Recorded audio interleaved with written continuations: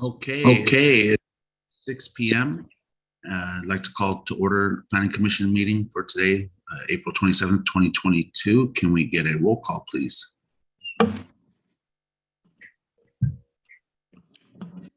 Commissioner Valdez is absent. Commissioner Lopez? Present. Commissioner Franz? Present. Vice Chair Ceja? And Chairperson Luciano. Present. Next, we'll move to the Pledge of Allegiance. Commissioner Lopez, would you be so glad as to lead us in our pledge, please?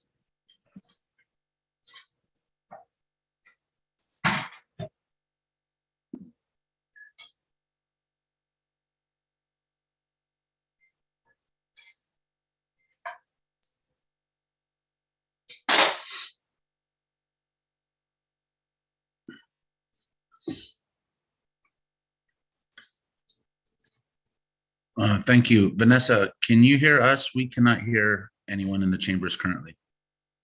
Yes, we could hear you. Okay, great. We just weren't able to hear the pledge. Okay.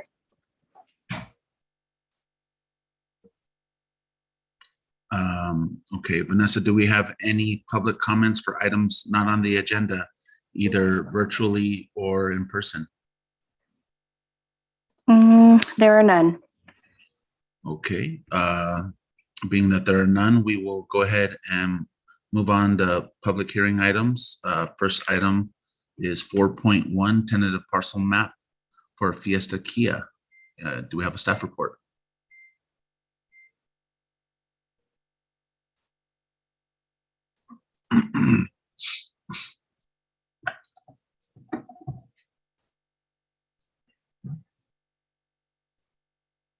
Thank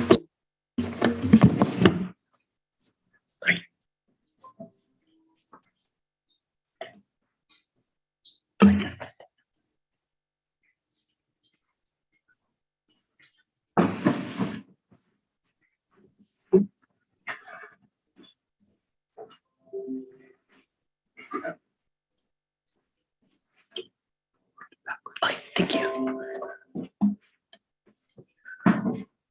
The property is located along Varner Road between 50s Way and Newcastle Drive and forms part of the I-10 Auto Mall. The site is surrounded by residential to the north and west, and the Toyota auto dealership to the east, and the I-10 freeway is situated south of the site. The purpose of the tentative parcel map is to subdivide a single parcel measuring 5.66 acres into two separate legal parcels, namely Parcel 1 and Parcel 2, which you see here. Parcel 1 is to the right and Parcel 2 to the left on the map. The purpose for the subdivision is to create Parcel 2, which may then become a sellable parcel for the applicant in the future. Also shown here in the proposed mapping image, Parcel 1 will measure 3.77 acres and Parcel 2 will measure 1.88 acres. And the map also illustrates the location of the proposed lot line.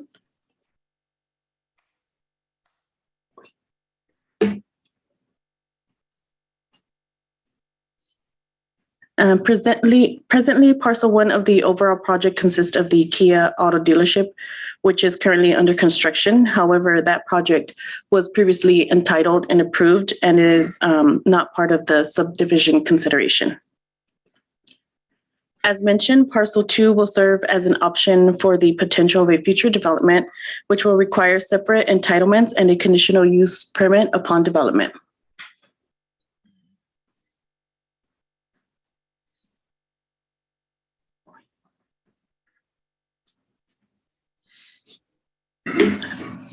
Furthermore, staff has determined that the proposed project is categorically exempt from CEQA pursuant to Section 15315, minor land divisions, for the following reasons here listed below. And there are also findings which are included in the staff report. Therefore, staff recommends approving resolution number 2021 that would allow the subdivision of a single parcel into two separate parcels and to determine that the project is exempt from CEQA under Class 15, minor land division.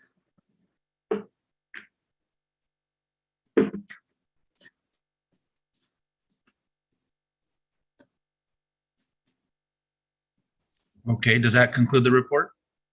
Yes. Okay, are there any commission questions for staff currently? No, being that there are no commissioner questions, we'll go ahead and open the public hearing. And is the applicant or any applicant representatives present and would like to speak?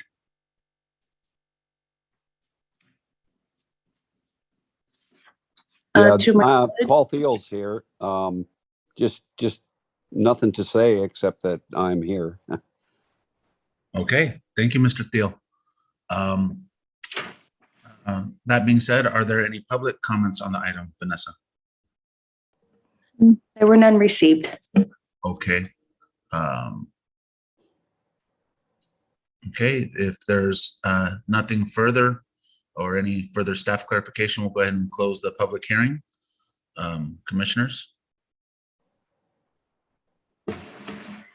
If there are no comments, I mean, I can make a motion. Okay, can we pull up the motion, please? Actually, it probably shouldn't be me because my voice is bad. So Christian, you want to make the motion?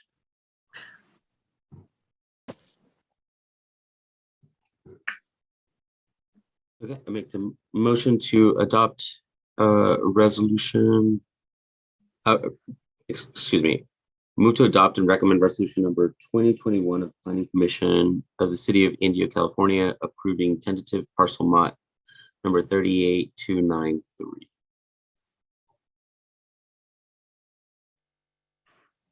Anyone like to second? I can second. All right, can we have a roll call vote, please, Vanessa? Commissioner Lopez, Yes. Commissioner Franz, Yes. Vice Chairperson Rodriguez Saha, Yes. Chairperson Isiano. Yes, Motion carries 4-0.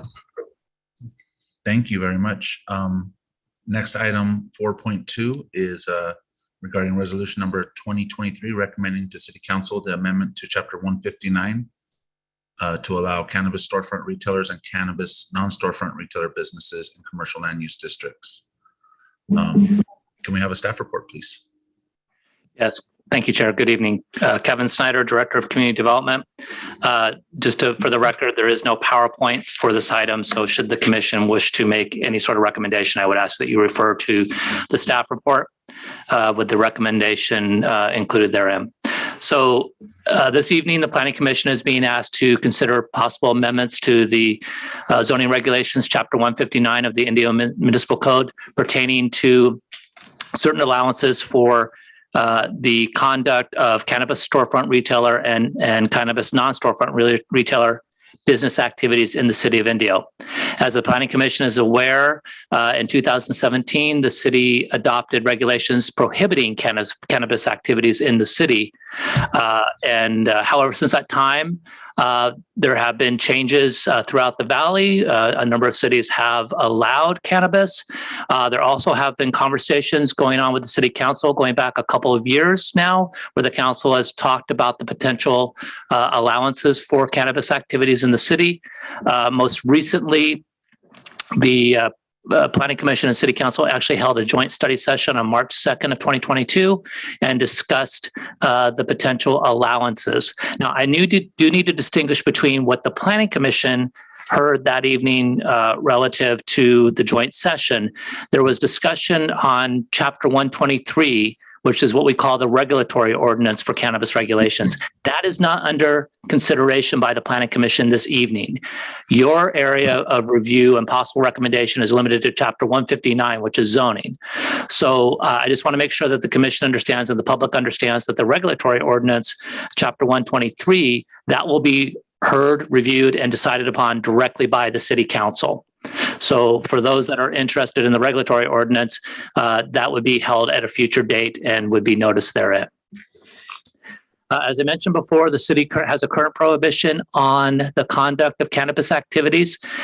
This proposed amendment to the current zoning regulations would modify that. Again, it would be for the conduct of cannabis storefront retailer activities and cannabis non-storefront retailer activities. It would not be for any other cannabis related activities, manufacturing, research and development, any of those areas that are potentially allowed in other cities in the valley are not under consideration. So very limited focus this evening. So with that, in taking input and direction from the commission and the city council previously, staff identified limited areas of the city that we are recommending that be considered for these activities. They include commercially zoned properties in the city, excluding neighborhood commercial zone properties. These are neighborhood commercial typically are where you might find your coffee shops, or you might find your dry cleaners or your delis, more neighborhood serving. We're more likely talking about your larger shopping centers, for example, North Indio, the Indio Town Center area, or Showcase Parkway as an example. We're also talking about mixed-use land use districts. Now, mixed-use land use districts are areas where there is a mixture of uses allowed. They could be residential and commercial. It could be retail and office, for example, but it's mixed use. And then finally, we also are recommending that for those properties that are currently regulated by a specific plan and or project master plan that has been previously reviewed and approved by both the Planning Commission and City Council, that the limited cannabis activities be permitted in those on those properties regulated by those specific plans and or project master plans, except in areas of those specific plans or project master plans that authorize neighborhood commercial. Similar to what I said at the beginning, we're trying to exclude cannabis activities from neighborhood commercial areas and avoid any potential conflicts around having those type of activities in more resident-serving commercial use areas. So in your staff report and in the attached resolution, the changes that you will see are really around certain areas. So one is we are amending the title of Chapter 159 pertaining to cannabis. It is now currently entitled Cannabis Activity. It would be commercial cannabis. We are recommending amending Section 159.565 that would address permitted commercial cannabis uses. We were also looking to amend definitions, and also looking to highlight the need for certain considerations that are further regulated under the regulatory ordinance that I referred to earlier in terms of buffering. The commission may remember from your joint meeting where there are statutory requirements for certain buffering from certain uses. These include a commercial daycare center, a youth center, and school functions. In addition, at that time, the city council also discussed buffering from church uses that are in primarily residential areas. That is referenced in the zoning regulations, but only as an educational and referral purpose. The buffering is not regulated through the zoning. That is through the regulatory ordinance, which will be Chapter 123 of the Municipal Code. So again, the full extent of the changes are outlined in the staff report along with the resolution that's in front of you. So at this time, I'm happy to answer any questions before the public hearing is opened regarding this potential zoning text amendment. Thank you very much.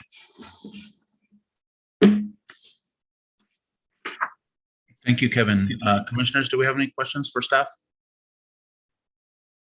No? Okay, then we will go ahead and open the public hearing. Vanessa, do we have any public comments either virtually or in person? There are none. Okay, being that there are none, Kevin, we don't have anyone else to comment. No applicant testimony. So I guess at this point we'll close the public hearing unless there's any other staff clarification. No. Okay, we'll close the public hearing.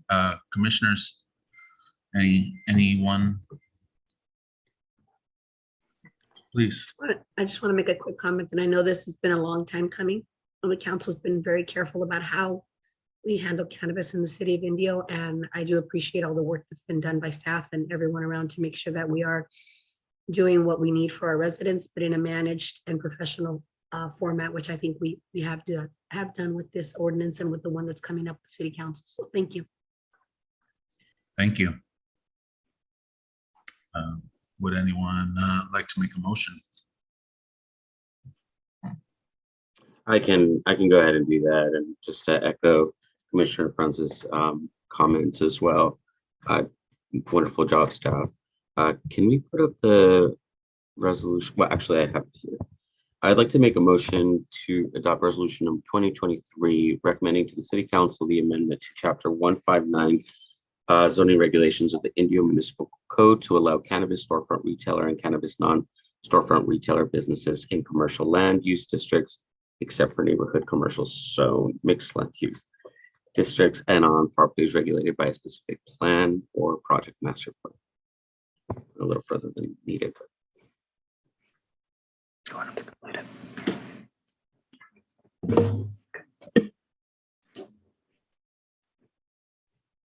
I'll second. Okay, we have a motion and a second. Can we take roll call vote, please, Vanessa? Commissioner Lopez, Yes. Commissioner Franz, Yes. Vice Chairperson Rodriguez Ceja, Yes. and Chairperson Isiano. Yes. Motion carries 4-0. Thank you, Commissioners. And just for the record, this item is tentatively scheduled to go on the May 18th City Council agenda. Thank you, Kevin. Next, item number 5, we have a couple of study session items. We'll start with 5.1, project consultation for Bellavita Condominium project.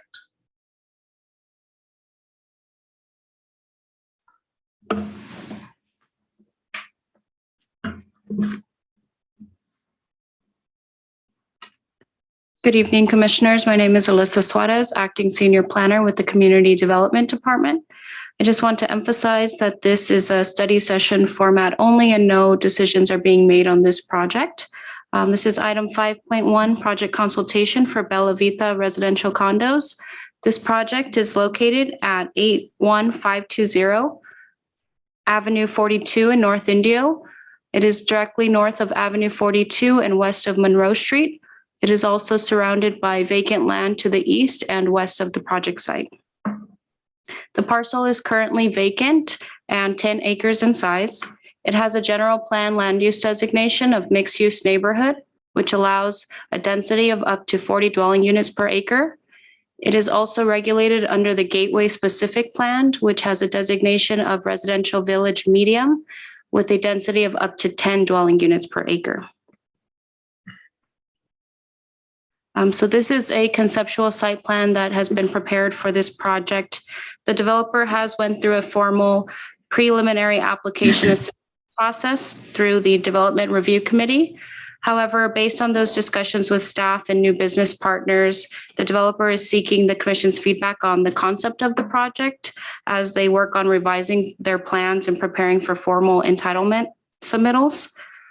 They are looking at developing 222 condos and a community courtyard, as well as a recreational building with a gym and a community pool. Parking would be located on site, as well as on-site retention and landscaping. So this is very preliminary, and the applicant is working to modify these plans, and they are here in attendance today. I am happy to answer any questions before the chair opens up the floor for the applicant to give their presentation. Thank you. Any questions for staff? Okay, then we'll go ahead and open the floor for the applicant, please. Love to hear from them.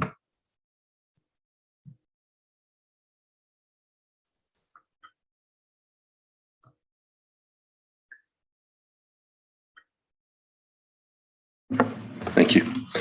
Good evening. My name is Marty Coyne. I represent Coyne Companies and also the applicants. One of the joint partners we have, Mr. Steve Brick, is in the office. And then my daughter's Courtney Coyne also, who is our project manager on a lot of the projects we have. We are a developer from Imperial County. We have done commercial projects as well as single family subdivisions and multifamily. We came up and did kind of a trial project in Bermuda Dunes last year. It was very successful. We love the area. We love your city. We started looking for opportunities where we met the gentleman that had this particular property tied up in escrow, looking for a developer and somebody to joint venture with them. And we've come to pretty much terms. We love the direction the city's going in. We're used to dealing with smaller cities. Imperial County has about 187,000 residents. We, on the commercial side, we've done Starbucks. We've built our own Coin Power Sports dealership before. We've done Habit Burgers and also Panera buildings. So we're very familiar anywhere from single family to single family subdivisions, I should say, to commercial and also multifamily. I don't know if we have online, like I sent to share with you some of the projects that we've done down there. I know we're new in your city and we're new to the Coachella Valley, but we're very excited of moving up here and getting involved in your community. Is it possible to bring up? Is it okay?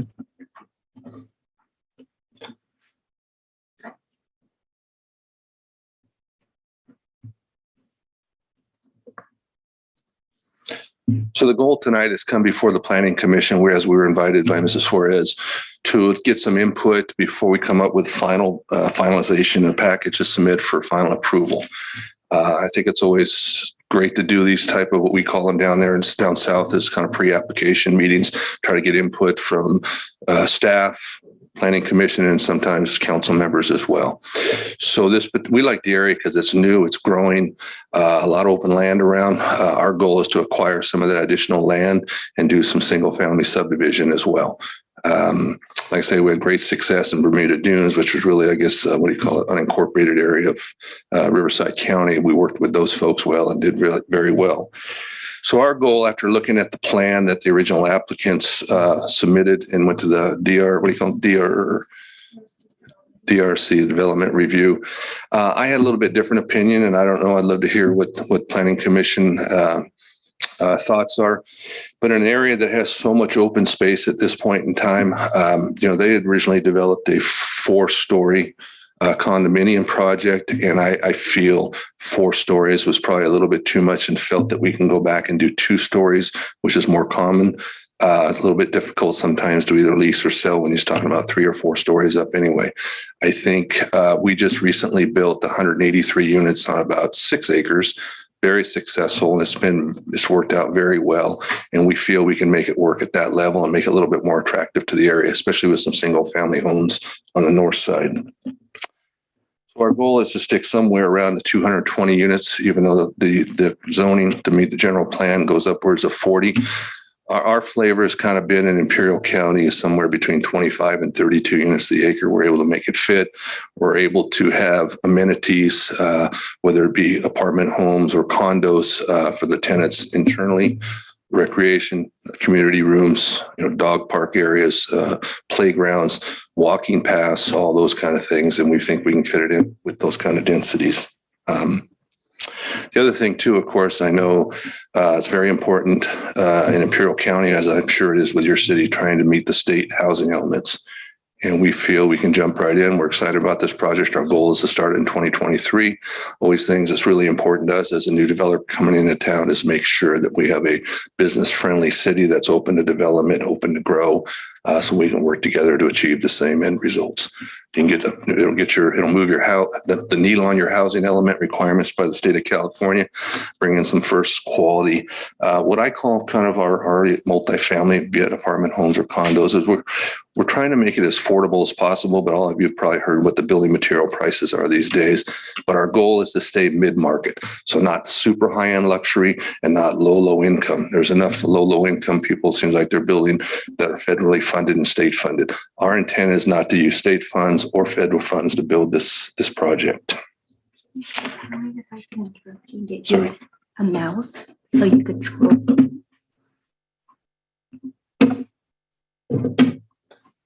give my daughter, where do you want to move? Well, yes, I'm speaking, please, if you can. Will it move? Yes, You if think? you'll just scroll through. Oh, there you go. So you're already familiar with Bellavita location, single family to the north. Looks like it's a corridor that obviously Indio is going to grow quite rapidly in the future. You have all your retail right down the street. We're excited about that. We had a chance to have meetings. I know Mrs. Suarez pointed out it would be important for us to meet with utility companies. We had a chance to do that today. Most of them are very open to work with us. We wanted to make sure there was sewer availability, water availability. Met with IID, had a couple of concerns on their part. We didn't get a chance to meet with the gas company, but it's looking pretty positive. Without utilities, obviously, we don't have a project. So we're feeling pretty good about that. Let's see. There we go. Our simple history, I already pointed out to you. We've been developing, although I'm a power sports dealer and we have a dealership in Imperial County. We have one in Banyan, and many years ago, actually had one here in Indio until the crash in 2008 and 2009. And a landlord that wasn't cooperative with us, but we did for probably a year and a half or so have a power sports dealership on the northeast part of town. But again, multifamily, commercial, we do dealerships, and then quick service restaurants has kind of been our niche. Here's an example. This is a 183 unit apartment complex that we finished the second phase last year. It was called Morningside Apartments. We are now getting ready to build an additional 200 units in the city of El Centro, and we're in the entitlement phase at this point in time. Savannah Ranch is another subdivision, which was about 380 homes that has been finished, and we've completed that. And right now we're in the city of Brawley doing a 220 unit subdivision.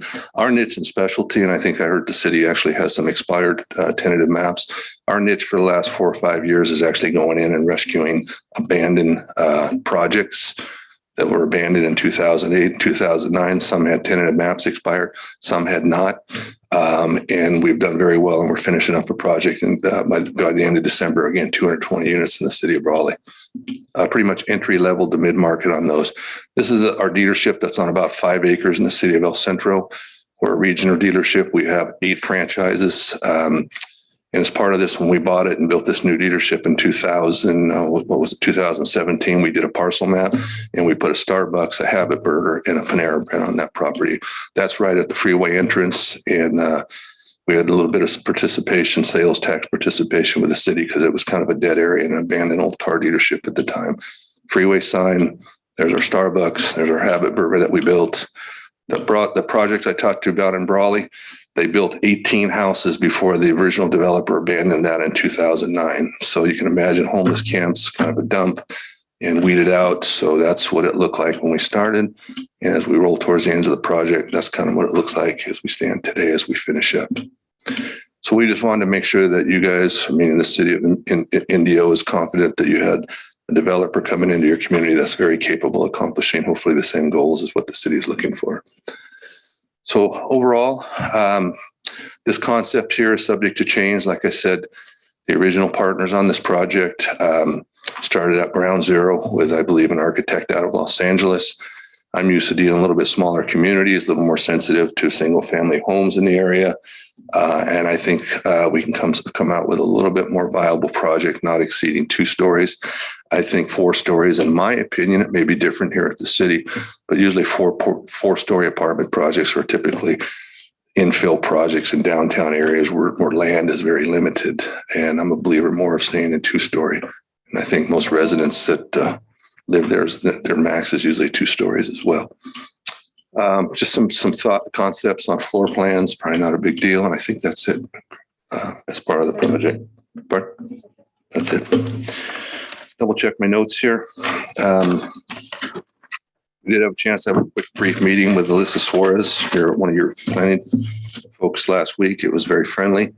We walked away feeling really good and wanting to move forward. And that's why we're here tonight. She invited us to come in front of you. I'd already kind of mentioned the amenities. In the crazy worlds that we live in these days, we believe most people, if possible, prefer a gated and secure community. And that's what our intent is to do here. Community rooms, without saying, are needed and required and wanted. And the outdoor recreation part, we have volleyball, basketball, recreation within the development, a children's playground. I talked about a pet area. It's kind of a standard these days, in a barbecue area. We're analyzing the pool situation. I've never been a big fan of pools. Besides liability, you have health department issues when a child goes in there with a diaper and makes a mess or something. Our multifamily slash, we have a waiting list on all of our properties. We consider them very clean, very new, and very high end, and we don't lose tenants because we don't have a swimming pool. So that's the jury's out on that, and we're going to make a final decision on that before we submit next time. We estimate this particular project will be an investment into your community, the city of Indio, somewhere between $35 and $40 million when it's all said and done. And we hope to not stop and keep going. Again, we like this area. There's a lot of opportunities. Like I say, I live in Imperial Valley. We've been there for 30 some years developing, but to see what the city of Indio has done and what's going on here in the Coachella Valley, we just want to be part of it. And that's why we're here. So as you know, when you put in population, obviously that supports your retail, which supports sales tax, I know, which is very important to cities. Obviously, we create jobs. And of course, typically we take either property that, this is probably on the tax roll, this particular 10 acres, I think for about $75,000 that build out, it would probably be on the property tax roll for about $60 million at the end of the day. And of course, that's those tax dollars shared with the city of Indio. So with that, I appreciate you guys giving me the time to listen to what our plans are. And I'm here to answer any other questions or any project input if you'd like to share any with us. Yes, thank you, Mr. Coyne. We appreciate your presentation, and thank you for considering Indio and helping us assess our great need for more housing in Indio. I'm sure some of my commissioners will have some questions for you. But before that, could I just briefly ask, could you just give us a quick idea of your project that you said you recently did in Bermuda Dunes? What does that consist of? Well, the only thing we could find at the time, there's still, if you drive 42nd Street from Jefferson going west, if you recall, there's been a bunch of lots that are just kind of cut and paste all over the place. It looked like were never developed. Most of them were R2 lots. So I just developed some affordable housing in Imperial County. So rather than doing a duplex on them, so I found 3 that were owned by 2 different owners. It was just kind of a startup project. And my daughter Courtney was a project manager, got to know everybody at the county of Riverside. So it ended up, I took some narrow lot, 0 lot line houses rather than doing a typical duplex and sharing a wall. We actually took 2 of these 0 lot line, 35-foot wide homes and placed them on these properties. So we only built 6. It was just kind of a trial project. Very successful. We liked it. Looks a heck of a lot better than a duplex and 2 big giant garages, sticking out front. But that's what we did. I can give you the addresses. You're welcome to drive by and take a look at them. But and we were very pleased, and we instantly had a waiting list for tenants when we got done. Thank you. I'm sure some of my fellow commissioners have some comments, tell you some of the things that we like to see in our small family developments. Sure. Hi, sorry for my voice. I'm going to try not to cough. First of all, I love the idea that you think that a 2-story is enough in that side of town, because I do agree with you. I think 4 stories would be a little out of place on that side of our city in those neighborhoods. So I do appreciate that. So just to make sure I understood what you were saying, you're looking at all of them being 2-bedroom, 2-bath. Is that so? Keep it real simple, or is there going to be a variety within the project? I think once you get to 3 and 4, at least with the portfolio I have in Imperial Valley, once it gets to 3 and 4 bedrooms, I typically have single family homes with smaller square footages where they can get a 2-car garage with it. For just a little more amount of money. So my goal here is probably, I used to be my 183 unit that I built. I thought, let's do 50-50, 1 bedrooms. We have a lot of seniors, downsizing, a lot of college kids just starting up that don't need 2 bedrooms as an affordability issue. But from our last research on doing our last phase, we believe probably a 70-30 split, 70% 2 bedrooms and probably a 30% 1 bedrooms. And out of that, typically we build a real baseline 1 bedroom with a sliding door closet and everything. And then we have an upgraded, more square footage bedroom with a walk-in closet, for example. And our 2-bedroom, we have a baseline 2-bedroom, about 900 square feet. And then we went with a 2-bedroom upgraded to about 1,050 square feet, where we ended up with 2 master bedrooms. So if you had a couple of roommates, for example, they had their own bathrooms and everything. And like I said, we have no complaints, and we're considering doing something similar up here. Kind of fills a full gambit of demographics. No, I think that's great. And we do have quite a bit more single family homes, right, than we do these smaller startups. And I really do think that this is a much needed area. So I've seen the word condos and the word apartment houses being used. Are you just kind of interchanging them? But they would be something that someone could buy and own and have as an entry level, not a rental, not a rent like an apartment, right? Well, I'm a realist, and let me just share,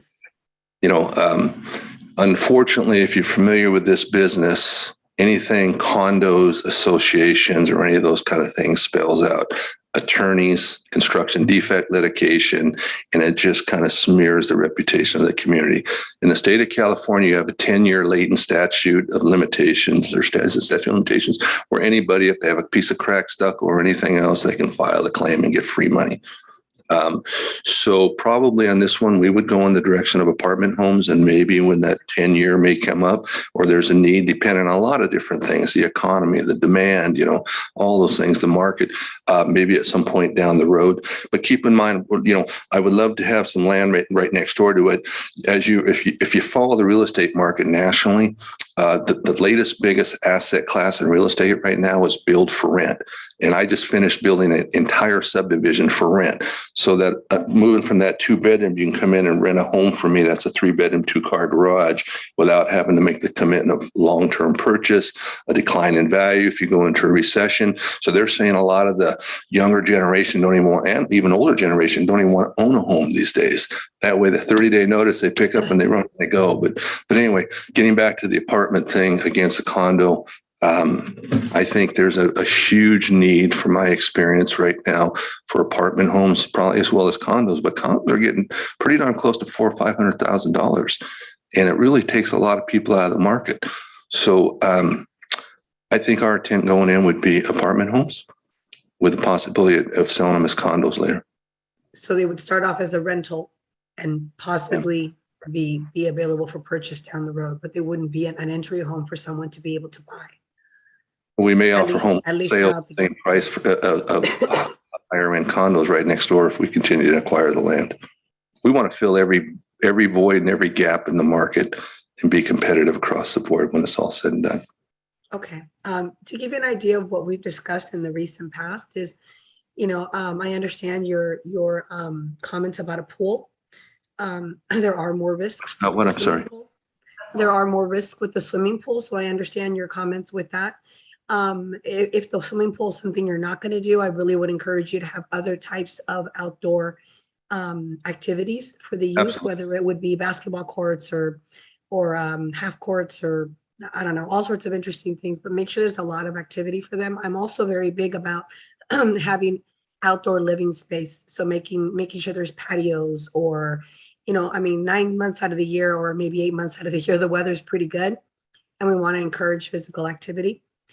So that would be, to me, very important. Environmentally friendly is very important to us, right? Keeping everything as green as we can, and keeping it a healthy area for our residents. But overall, I do think that this is a piece that we are missing in our market. So I do appreciate you bringing it to us, and look forward to getting more information from you in the future. Yeah, the most important thing for us to make that big mortgage payment is we have to have those type of amenities to people want to come rent from us or buy from us. So you're 100% right. And as an option, we would have different alternatives for sure, without a doubt, for all age groups. Absolutely. Anything else? Thank you, Commissioner Franz. Commissioner Rodriguez-Ceja, do you have any comments? Actually, it's a question for staff. It's really more of a making sure that I'm understanding. Mr. Coyne said that more, gated and secured, but I know that something that we've been doing here is thinking about not moving forward with gated communities. And I'm curious if this type of development would require the 600-foot pedestrian entry that we have discussed for gated communities. Yes, Alyssa Suarez speaking. We have discussed that with the applicant, the 600 per every 600 feet of wall, that pedestrian access would be required. So that has been shared with the applicant for this proposal. We did encourage connectability as stated in the general plan policies. And we're not Thank you. against that. Just to let you know, everybody would have a keyed card. You just swipe it, and it opens up. Right, right now, they'd walk into a ditch to the west, and they'd probably walk into a mud puddle to the east because they're currently farming. If you had every 600 feet surrounding, and of course, there's a back wall of single-family residential. But we would work with staff to make it work and make it available. Hopefully, someday that would all be built out and interconnect. But we will still have walking paths, jogging paths within the subdivision as well. Wonderful. Yeah, I think my comment was in regards to that, to echo comment from Commissioner Franz about the importance of connectivity and walkability and having an active community. I can imagine, and to your comment earlier, this is going to be a good option for our seniors that are downsizing and particular communities that actually need spaces that are designed around their needs. And so an active community for us is a huge priority. And so I would certainly recommend that as you're thinking about the design, really thinking about the communities that you will be engaging and how the priorities within the city of connectivity, mobility, and this being also part of upward mobility, that people are in transition to purchasing homes. And so, you want to make sure that you have consistent folks that living there, but also folks that are looking for the sort of the next step in home ownership and buying property within the city. And so, if the pool, for example, as a feature is not available, really thinking about green space and how to enhance recreation access for those communities, particularly if you're going with a 2-bedroom option. I can imagine young small families might consider occupying this and having a recreation access for them and places that kids feel safe would probably be of a lot of benefit. And I have seen, this is not to add to cost, because right now realistically, we know what the market is doing and why our housing issues are happening, and the cost of housing. But, something that I have seen done by some developers in other communities is they've done outreach to the neighboring communities to talk about the type of design that they would like to embrace within their community, but also how it would connect to the larger community. So it's something that you might consider doing, not, like I said, not to add any additional cost, but something that I have seen be of a lot of benefit in other communities that has really brought a lot of good embrace by the neighboring community if you do something to engage them as this is being developed. So those are all my comments, Chairperson. Just so you know, I'm not a big major corporate company builds this apartment. I move back to LA or Beverly Hills. I drive my projects at least once a week. We drive every one of my single family rentals, which is in the hundreds monthly, to make sure they keep up with the standards of people that own homes. To give you an idea, at my apartment complex that we have in the city of Imperial, 183 units. I have a 95-year-old lady that lives there. We just moved her back in. In fact, my wife did personally, because she missed our community so much instead of living with her son-in-law, or actually it was her son.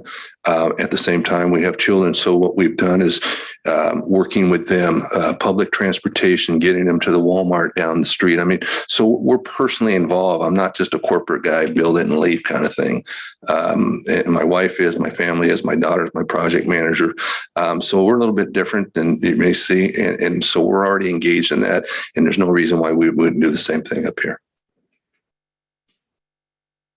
That's wonderful to hear. Thank you. Thank you. Any other questions? Commissioner Lopez, do you have any comments or questions for the applicant? Yes, I'm just curious when you mentioned research, where did you get your research from?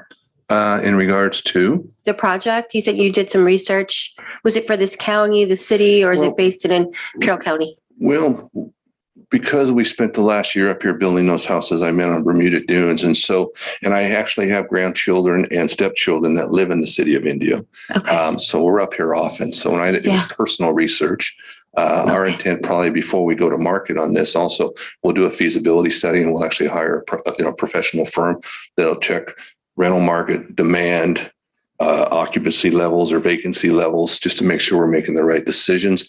We'll look at the size and the prices, everything, because again, I don't want to fail that $35 million project. And so we try to make sure we do all the right things. Yeah, very familiar with Imperial County, long-time resident here. And so just always curious to see where some of our applicants get their research from. Sometimes it's nice to rely on these big giant companies they hire to do research, but I'm a hands-on guy. And typically I do it myself or internally. And we haven't failed on a project yet, by the way. And actually, just to kind of let you know, even though I've been in the motorcycle business for 50 years, I had a home building company and I sold to Pulte Homes in 2004 in Imperial County. And I had D.R. Horton and Pulte Homes bidding for my projects that were already under construction. And then I sold them about 800 lots. And all my model homes and 100 homes under construction. We took a break, got into property management, bought a bunch of stuff from the banks and the courthouse steps and FDIC. And here we are back building again. Great. 10 years later, 15 years later. But so we kind of experienced the whole gambit and we're pretty versed on everything. Thank you so much for your comments. Thank you so much. I do have one other thing before you close, if you want to. May I? Certainly. If you don't mind. So in meeting with Mrs. Suarez on our quick Wednesday meeting with staff, the issue came up of zoning now and general plan. Of course, general plan is where we want to be. So then she says, well, you would have to probably do an application, one to be, we're the last little cutout. I don't know if we have a map or anything of part of a gateway specific plan that was done in the 90s. But also at the same time, we have a general plan that fits the direction we want to go. So my first thought of doing this is not my first rodeo, is why is staff going to do the entire city? And then I'd have to make an application, probably spend $10,000 or $15,000 and put all of you through, as well as staff, the whole exercise all over again. So my request in writing, and of course you'll probably hear it or go to the director, is check and see if we can't have all property included at the same time. Time is of the essence, and we're hoping to be able to do that. I've had other cities on general plan amendment updates been able to do that, and it's just kind of a shortcut to success, hopefully. So if the chair is okay, I'll respond to that. For the record, Kevin Snyder, Director of Community Development. The issue is not the general plan. A specific plan is a legislative document that's adopted by the city council. It stands on its own. So even though the general plan has identified the future vision for this property, until such time that either the specific plan is amended or expired, it is the regulating document for the property. So unfortunately and legally, and we have our city attorney here that can back me up, we have to process an amendment to the gateway specific plan because this property is included with it, and to allow the density, which we're all for, the density that the gateway specific plan maxes out at 10 dwelling units to the acre. I think the applicant was talking more like 25 to 30. So from it's more of a, for lack of a better word, a paperwork processing effort that unfortunately we do have to ask the applicant to go through if he wants to proceed, because staff does not, I don't have the authority, nor does the Planning Commission have the authority just to overlook that specific plan regulatory application to the property. So it's illegal as much as anything else. I appreciate your comments. We'll do what we have to do to make it right. My question is, how old was that specific plan? Is it 90s that I was told? So it's 20 or 30 years old. So hopefully it would be. Yeah, the gateway specific plan was done in 2004-ish, 95. I'm thinking of a different one. Sorry. So it is an old, we have several of these throughout our city that unfortunately the gateway specific plan covers a huge amount of property, not just the applicants, but a big chunk of Northwest Indio close to I-10. And it unfortunately has not progressed in the way that plan originally envisioned. So, it certainly is a plan that didn't live up to its potential, unfortunately, but we have these legal mechanisms that we do have to go through.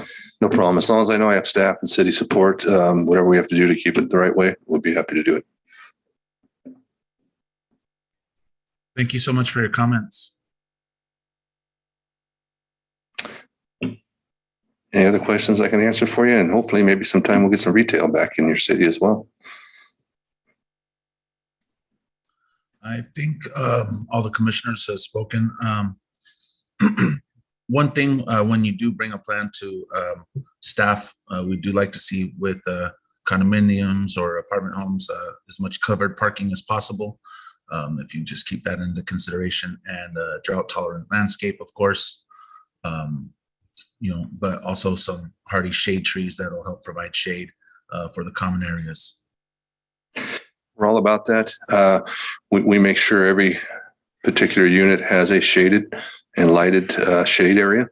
It looks like just some trial and errors that we've done in Imperial County. It's easier to put solar on carports than it is on 30-foot tall buildings, especially when you got to do some maintenance on them.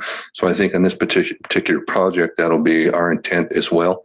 We're all about shade. We're in the same heat as you are in the summer here as we are down there. So yeah, we're all about that. Good to hear. Thank you. We look forward to seeing more from you. Chair, Assistant City Attorney Hanselman here might suggest checking to see if we have any public comment submitted for item 5.1 this evening before moving on, if that was your direction. Certainly. Vanessa, do we have any public comment? There are none. Okay, thank you, staff, and thank you to the applicant. That was a good discussion. Let's move on to item 5.2, draft Article 3 of the proposed Unified Development Code.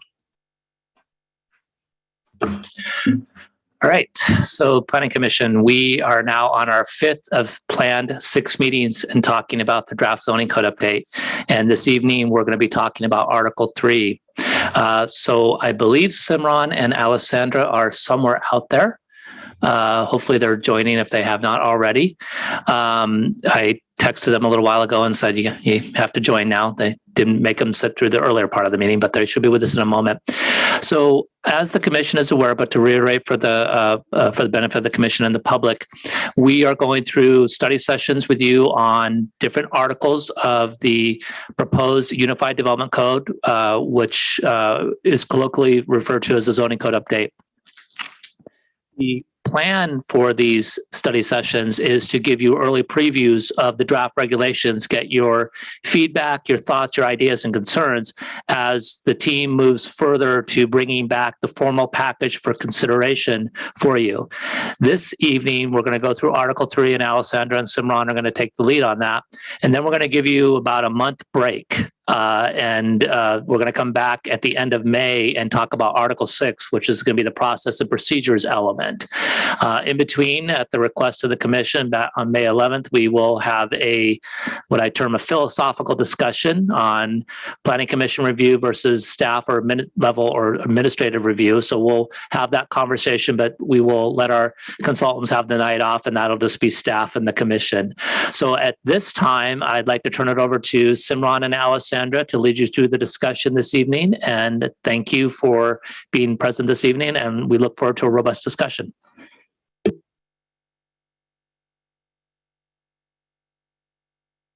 Simran, you're not coming through.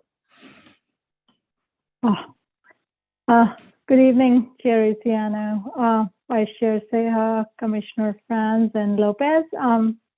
Nice to see you all again. Let me share my screen and we can get started.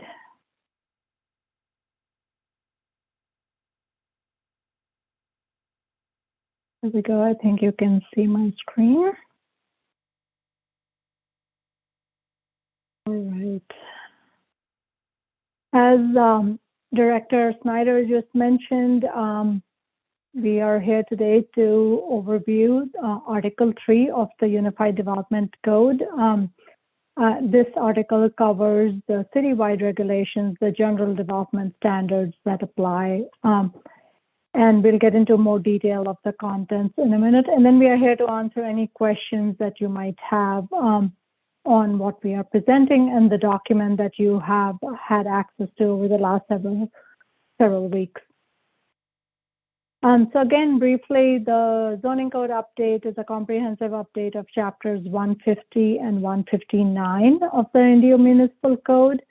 And the goal is to create a consistent, well-organized, highly illustrated document that is also consistent with the general plan that was adopted about 3 years ago and recent changes in state law. Word about the zoning code update has been sent out. Mailer went out to all residents. There's a project website which has the draft documents uploaded on it. And there's also an online interactive map tool where folks can look at their the old zoning and the new zoning for their property, as well as the general plan changes if there are any for their particular property. This is the 5th of 6 meetings, and as Director Snyder mentioned, we'll be back with you in about a month to discuss the permits and procedures section. So the development code is organized in 6 articles. The first article covers purpose and authority, establishment of zones and the zoning map, and how to use the code. Article 2 covers zone regulations for all specific zones, and we discussed this with you last month. The focus of today is Article 3. These cover the general development standards that apply citywide. These include landscaping, lighting, parking, site standards, etc. Sign regulations are also included in this article, and we had discussed those in February. Article 4, which you heard about last week with one of our sub-consultants, Lisa Vice Consulting, Roger, had presented this section. These were the special uses and standards specific to those uses. Article 5 will be a placeholder for subdivision regulations that will be updated at a future date. And then, as I mentioned, in about a month, we'll present the Article 6, which is permits and procedures. There are 6 major sections in Article 3. And the focus of our presentation today are the second through 4th. These are the general site development standards, parking and loading, and performance standards. Sign regulations, as I mentioned, we've previously discussed with you, and then art in public places, which is the current ordinance that's already in place, has been incorporated as is, with a few minor changes for consistency purposes. And now Alessandra will walk us through the next portion of the presentation. All right. Good evening, commissioners. As Simran mentioned, I'm going to walk through some more of the details of Article 3 and the general site development standards for all zones. So general site development standards for all zones covers a number of topics, including site design, setbacks and encroachments, accessory structures, swimming pools and spas, the clear visibility triangle, utilities, service areas, and building equipment, refuse and recycling, landscaping, fences, walls, and screening, and outdoor lighting. And I'm going to get into some of these bigger topics in more detail on the coming slides. Next slide. So site design standards include limitations on block size to promote walkable blocks and improve external connectivity by connecting new development to the existing street, bike, and pedestrian network, as well as limiting dead-end streets. There are also a number of standards that aim to improve multimodal access to sites, including requirements for bicycle and pedestrian connections through large sites. And lastly, we have included standards for internal or private street and pathways, such as minimum sidewalk widths and planter widths, and street tree planting requirements. So that kind of covers the high-level topics and the breadth of site design standards for residential, commercial, and mixed-use projects. Next slide.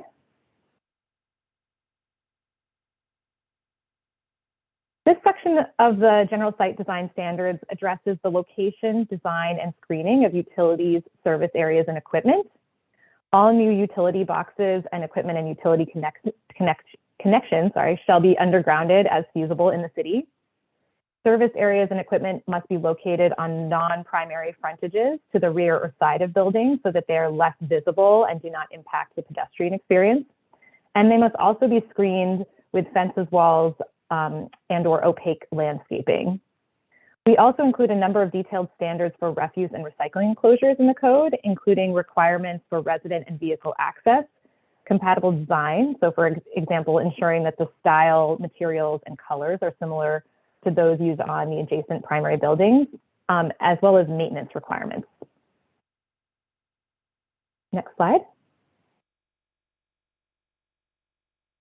So landscaping is a big one. We have greatly expanded the landscaping standards as compared to the existing code. So given Indio's desert climate and the need to save water, we've added a number of irrigation and water efficient landscape standards, including requirements for low volume, high efficiency irrigation systems, native and drought tolerant landscaping, and limitations on turf. And plants should also be grouped by water use. We also specify the minimum landscape coverage required and the required percentage live plant material in landscape areas. And that's to ensure that in that required landscape coverage and those landscape areas, you don't end up with, say, you know, a yard that's 90% gravel with just a couple of plants. And then we provide minimum plant sizes and spacing for ground cover, shrubs, and trees to ensure adequate landscape coverage while preventing overcrowding. And the code also includes an extensive section on required landscaping in parking lots, including minimum landscape coverage and trees for shading. And then lastly, we provide standards to ensure that landscaping is properly maintained after it's installed. Next slide. The fences, walls, and screening was another section of the code that really lacked comprehensive standards. So we added in screening between incompatible uses, such as industrial and residential development, including both requiring fences and walls, as well as landscape screening as a buffer. We provide fence and wall height limits for residential and mixed-use zones, commercial and industrial zones. And we also updated the code to provide more specificity and clarity on fence and wall materials, including prohibiting materials such as electric, chain link, and barbed wire, and allowed materials, including wood, wrought iron, and block. And then we also included requirements for anti-graffiti treatment based on comments from staff and the Planning Commission previously. Lastly, fence and wall openings are required at the discretion of the director to promote pedestrian connectivity between developments, especially as there are a lot of kind of walled communities within Indio. Next slide. So the existing zoning code has very few standards related to outdoor lighting, and we have greatly expanded this section to identify prohibited lighting types, such as searchlights, flashing lights, and such. We provide maximum heights by for lighting by broad land use category, and prevent light nuisance by regulating the location and design of outdoor lighting. So for example, outdoor lighting fixtures must be directed away from adjacent properties and they must be fully shielded. Lastly, we address dark sky compliance through regulations on lighting color temperature. The purpose of being dark sky friendly or compliant is to limit the amount of blue light during the nighttime and reduce light pollution, which has been shown to create sky glow and adversely affect wildlife reproduction and behavior. And next, Simran's going to get back into parking and performance standards. Thank you, Alessandra. Chair, before we switch to talking about parking and performance standards, we wanted to see if there were any questions on the previous topic. I just covered a lot. And we can scroll back to any slide that you would like. I have a couple of questions. Yes, thank you. Sorry. When you mentioned, fences or walls, you mentioned wrought iron, block walls, wood.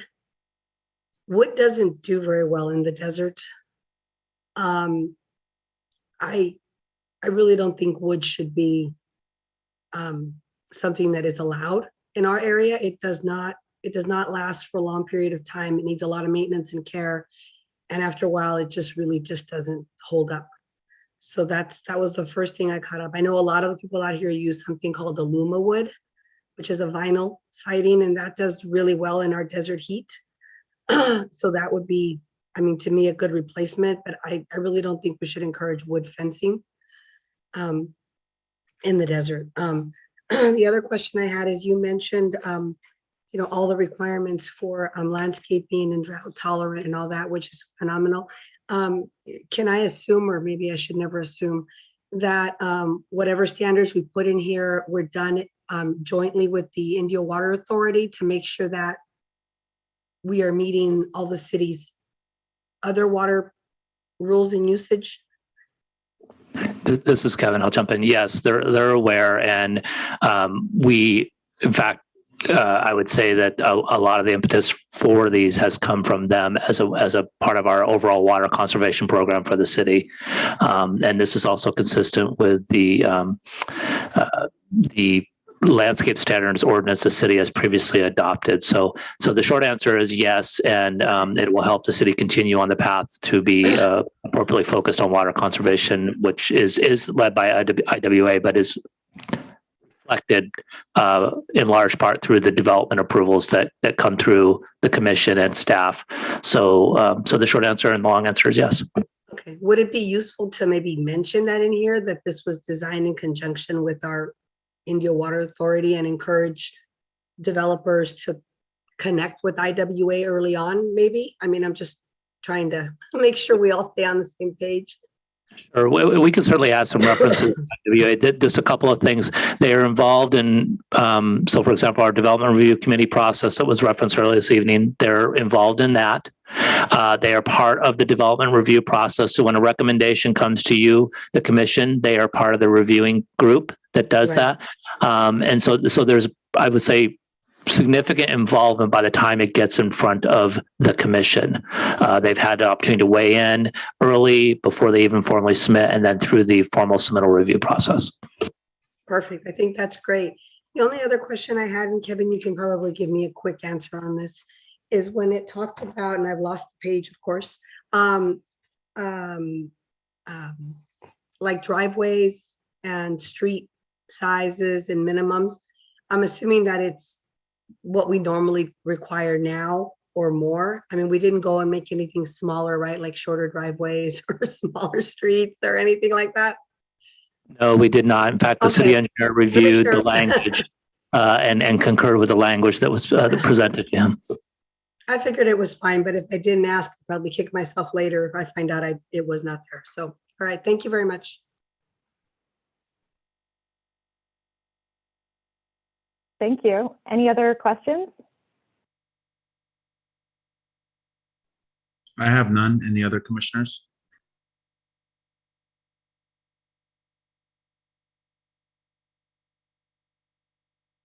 Okay, then let's keep going. The next portion of the presentation is focused on parking and performance standards.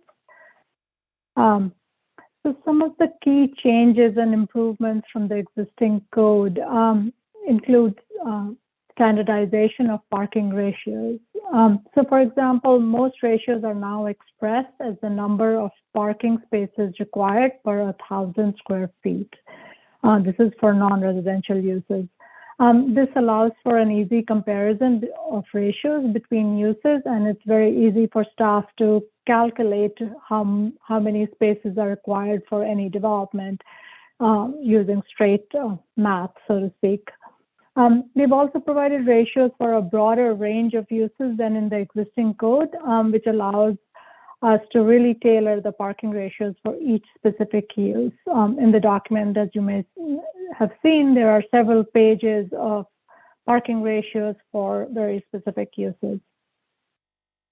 As we were revising these parking ratios, we aim to right-size the parking, so require sufficient parking without producing an overabundance of parking. And to do so, the code uses both parking minimums as well as maximums. So we say the typical code has a parking minimum, which is how many spaces per 1,000 square feet you must provide. But then we also say that you cannot exceed a certain number, which is the threshold that has been established is 150% of the required spaces. And the goal of that is to limit creating huge parking lots which are not fully utilized except on one day of the year, Black Friday or Christmas Eve or, one of those major holidays. So in terms of residential parking ratios, we've tailored those based on number of bedrooms and unit type rather than requiring a flat ratio for all housing types and sizes. And as I mentioned, the parking ratios are based on the size of establishment, in some cases like assembly uses on the number of seats, and then for certain types of industrial or warehousing uses by number of employees, where the square footage requirement was not as applicable. We've also modernized the code and incorporated best practices such as requiring unbundling of parking for attached multifamily and multifamily residential. Unbundling parking is the practice of selling or leasing parking space separate from the purchase or lease of the residential unit. So for example, if someone is renting an apartment, there'll be a base rent for the unit itself, and then there would be a separate charge for parking one or however many spaces they might need. Unbundling parking has been shown to allow developers to make more efficient use of fewer spots and then reduce the overall demand for parking spaces by tenants. And additionally, in keeping with recent trends and state goals for increasing electric vehicle ownership, the code requires electric vehicle pre-wiring for multifamily projects. And for those which have a parking requirement of over 40 spaces. The code also provides incentives to install level 2 charging stations in a project. And then lastly, the code provides a number of exceptions and potential parking reductions for development which have good transit access, provide carpool spaces, and a provision of shared parking in mixed-use projects, for example, among others. This chapter also contains a number of standards related to vehicle parking location and design. It provides standard stall dimensions and requirements for surface and striping of parking lots.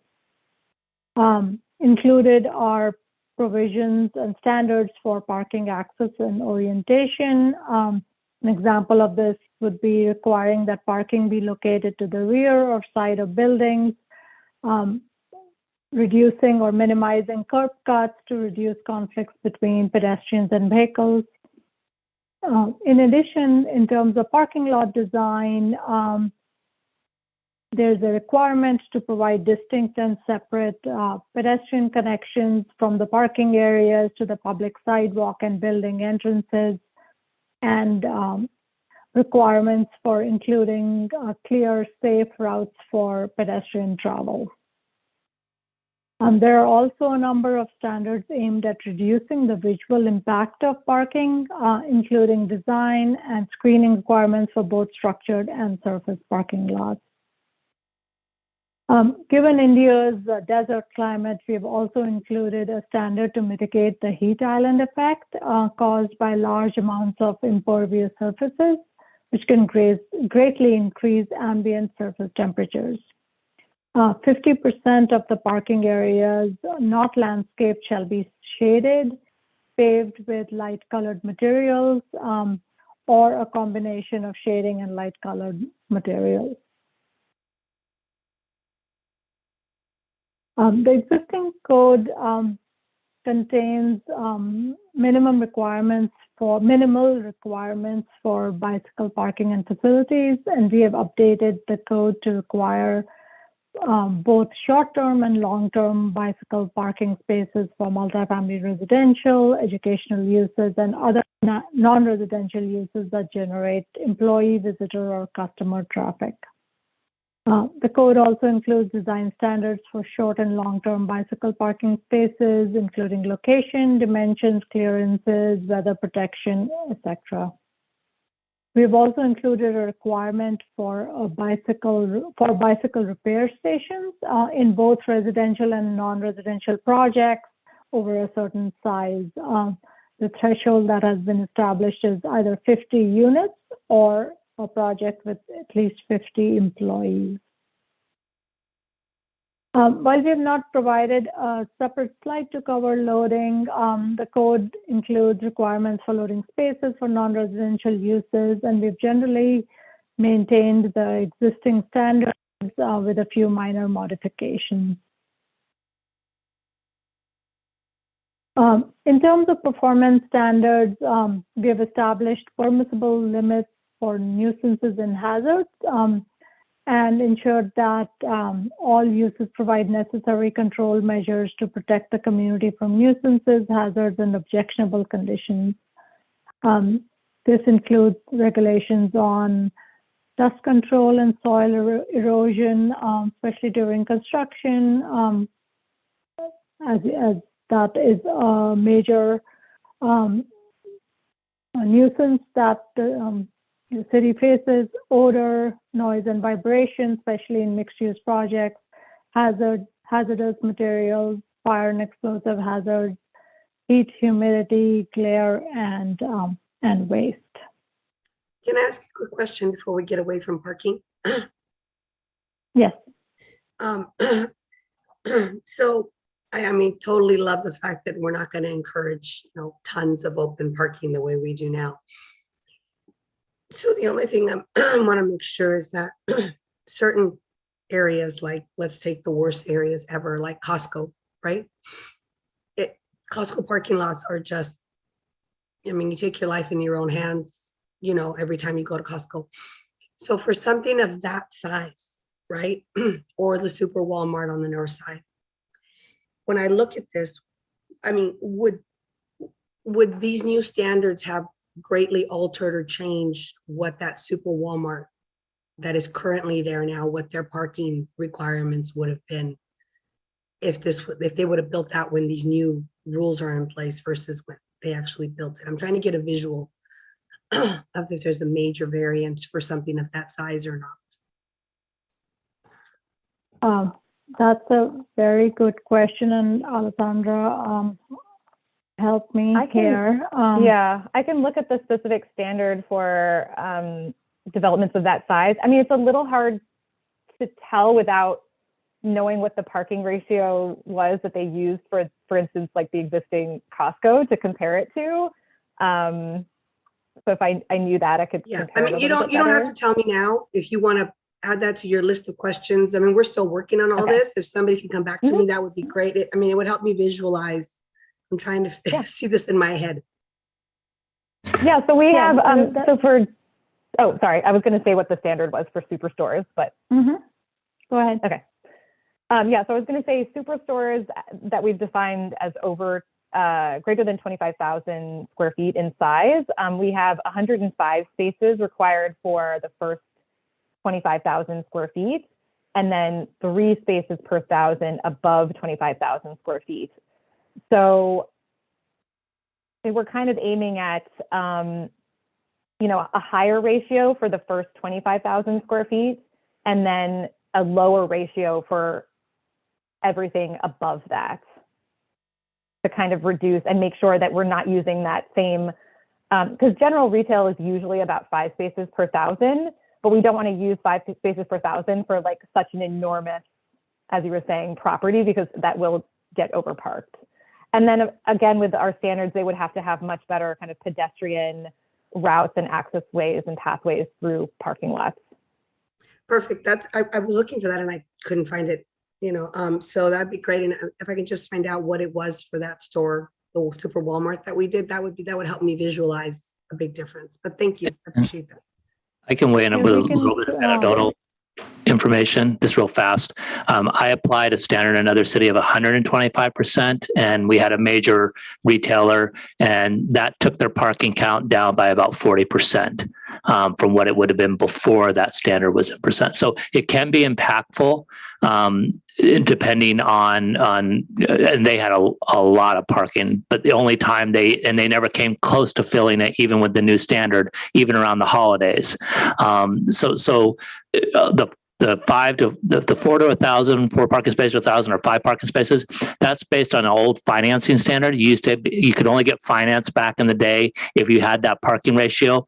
The financing industry has gotten much more, what's the word? They've become better at understanding the markets they're financing.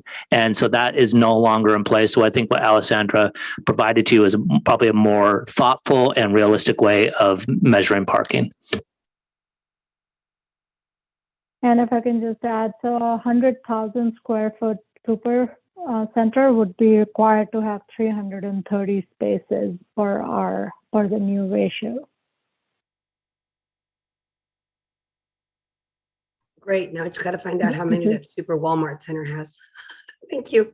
That's right. Simran and Alessandra, I have another quick question. In regards to the bicycle parking and bike repair stations, what does that entail in a bike repair station? So a bike repair station, and I thought we had a photograph of it, which we didn't include in the presentation. We didn't include in the presentation, unfortunately. Yeah, but it'll be included in the draft. It's actually a pretty simple structure. It's a pole which is embedded on the ground or attached to the ground, and it has these cables with different bike repair tools attached to it. So it has a little pump which is attached, and other little, as I said, instruments and tools that are needed to fix a bike. So it's not very complicated. All the things a project need. I mean, it's a very small. It's a relatively affordable item to include in with bicycle parking, but it goes a long way in making sure that people actually feel comfortable using and parking somewhere where they know that if there's an issue, they can quickly fix their bike before they move on. Thank you.